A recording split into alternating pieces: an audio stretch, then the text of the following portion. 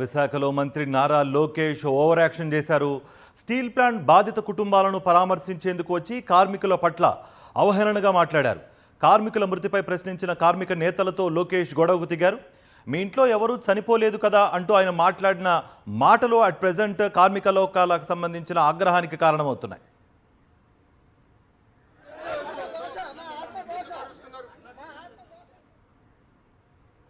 ఇదే అంశంపై స్పందించడానికి మనతో పాటు తనుజరాణి గారు అరకు ఎంపీ ఉన్నారు, మనతో పాటు జాయిన్ అవుతున్నారు.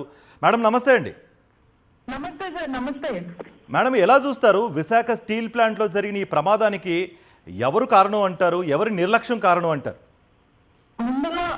ముందుగా విశాఖపట్నం స్టీల్ ప్లాంట్ లో జరిగిన ఈ సంఘటన మీద నేను దిగ్భ్రాంతి చెందిస్తున్నాను. అలానే 8 మంది చనిపోవడానికి 8 మంది కుటుంబాలకి దేవుడు బ్లెస్సింగ్స్ ఉండాలి. అదే విధంగా 8 మంది ఎవరైతే చనిపోయారో ప్రగాఢ సానుభూతి తెలియజేస్తున్నాను.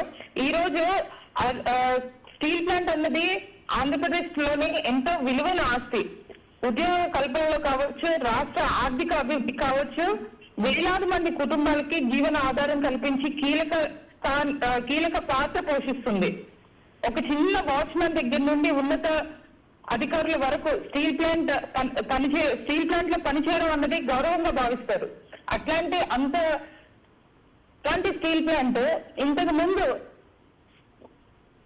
విశాఖ ఉక్కు ఆంధ్రుల హక్కు అనే నినాదంతో ఉద్యమాలు జరిపించి విశాఖకు స్టీల్ ప్లాంట్ స్టీల్ ప్లాంట్ లో ఎంతో మంది కుటుంబాలు ఆధారపడి అక్కడ ఉద్యోగాలు చేయడం నిజంగా విశాఖ ఉత్తరాంధ్ర అందరికీ ఒక గర్వకారణం. అలాంటి స్టీల్ ప్లాంట్ లో ఇట్లాంటి సంఘటనలు ఇది మొదటిసారి కాదు.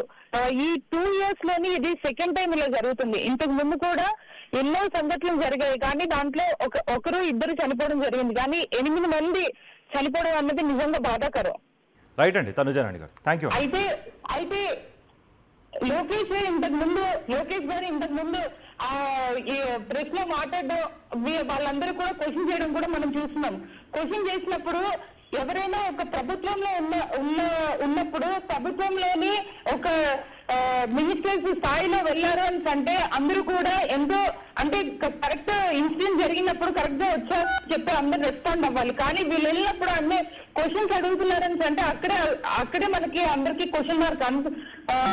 మొత్తం ఆంధ్రప్రదేశ్ ప్రజలందరూ కూడా గమనించాలి వాళ్ళ పాలన ఎలా ఉంది, వాళ్ళు ఇట్లాంటి కార్మికుల మీద వాళ్ళకి నిజంగా ఎంత చిత్తశుద్ధితో పనిచేస్తున్నారు అని చెప్పి మనం అందరూ అనుకోవచ్చు.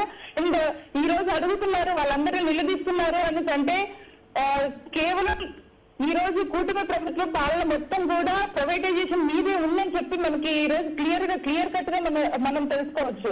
అదేవిధంగా ఈ అరకు పార్లమెంట్ మెంబర్ గా నేను ప్రస్తుత కూటమి ప్రభుత్వానికి డిమాండ్ చేస్తున్నాను. ఎవరైతే బాధితులు ఉన్నారో, ఎవరైతే చనిపోయారో వాళ్ళకి ₹1,00,00,000 ఆర్థిక సాయం చేయాలి. ఎవరైతే కార్మికులు ఇక్కడ నుండి ఉన్నారో స్టేట్ కూడా వాళ్ళకి లైఫ్ ఇన్సూరెన్స్ కూడా సపోర్ట్ చేయాలని చెప్పి డిమాండ్ చేస్తున్నాను. థ్యాంక్ యూ అండి తనుజారాణి గారు. మరిన్ని అప్డేట్స్ కోసం ఛానల్ ను సబ్స్క్రైబ్ చేయండి. నోటిఫికేషన్స్ కోసం బెల్ ఐకాన్ పై క్లిక్ చేయండి.